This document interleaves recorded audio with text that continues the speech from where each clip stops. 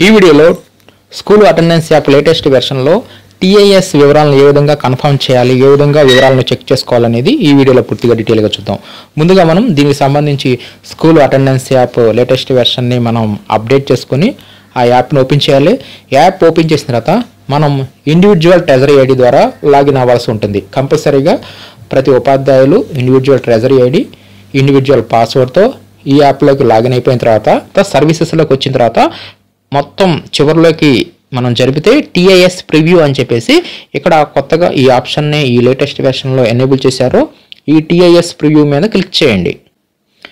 ఇలా క్లిక్ చేయగానే ఇక్కడ మన యొక్క ఈ టీఐఎస్కి సంబంధించి పర్సనల్ డీటెయిల్స్ కనిపిస్తాయి. నెక్స్ట్ అదేవిధంగా health card details, educational details, మన యొక్క appointment details, department test details, transfer details, professional details ఇవన్నీ మనకి కనిపిస్తాయి. వీటిలో మనం అక్కడ ఇచ్చిన డేటా మొత్తాన్ని వెరిఫై చేసుకోవాలి. అంటే మనం ఈ డేటా మొత్తాన్ని ఒకసారి చెక్ చేసుకోవాలి. ఆ డేట్స్ కానీ అక్కడ ఇచ్చిన డేటా మొత్తం కూడా మనం కంపల్సరీగా చెక్ చేసుకోవాలి. ఎందుకంటే మనకి ఈ డేటా అనేది నెక్స్ట్ రేపు జరగబోయే ట్రాన్స్ఫర్స్ కానీ ప్రమోషన్స్ కానీ ఇదే డేటా తీసుకోవడం జరుగుతుంది. కాబట్టి మనం కంపల్సరీగా ఈ డేటాని వెరిఫై చేయాలి. వెరిఫై చేసిన తర్వాత వీటిల్లో ఏమైనా మార్పులు చేర్పులు ఏమైనా మీరు మిస్టేక్స్ గమనించారనుకోండి, అప్పుడు మీరు కన్ఫర్మ్ చేయవద్దు.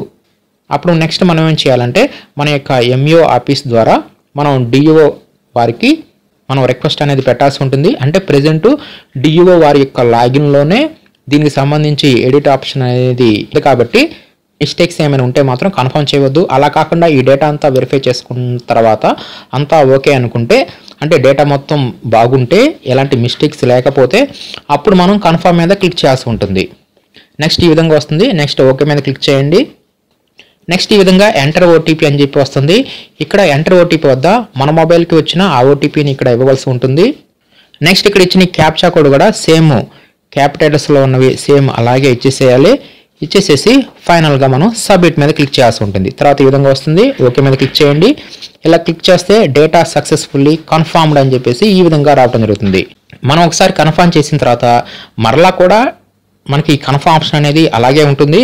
మరలా రెండోసారి మనం ఓటీపీ ట్రై చేస్తే అప్పుడు మనకి the details are already confirmed అని చెప్పి నెక్స్ట్ రెండోసారి కన్ఫర్మ్ చేస్తే మాత్రం ఈ విధంగా చూపించడం జరుగుతుంది. కాబట్టి ఈ విధంగా ప్రతి ఉపాధ్యాయులు ఈ స్కూల్ అటెండెన్స్ యాప్ లేటెస్ట్ వెర్షన్లో ఈ టీఐఎస్ ప్రివ్యూలోకి వచ్చేసేసి ఆ టీఐఎస్ డేటాని అంతా వెరిఫై చేసుకొని అంతా ఓకే అనుకుంటే కన్ఫర్మ్ చేయండి. ఏమైనా మిస్టేక్స్ ఉంటే మాత్రం మీ యొక్క ఎంఈఓ ఆఫీస్ ద్వారా డిఓ ఆఫీస్ వారిని సంప్రదించాల్సి ఉంటుంది.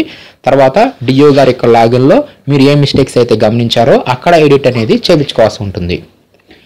ఈ school attendance app latest version link అనేది వీడియో డిస్క్రిప్షన్లో ఇవ్వడం జరుగుతుంది.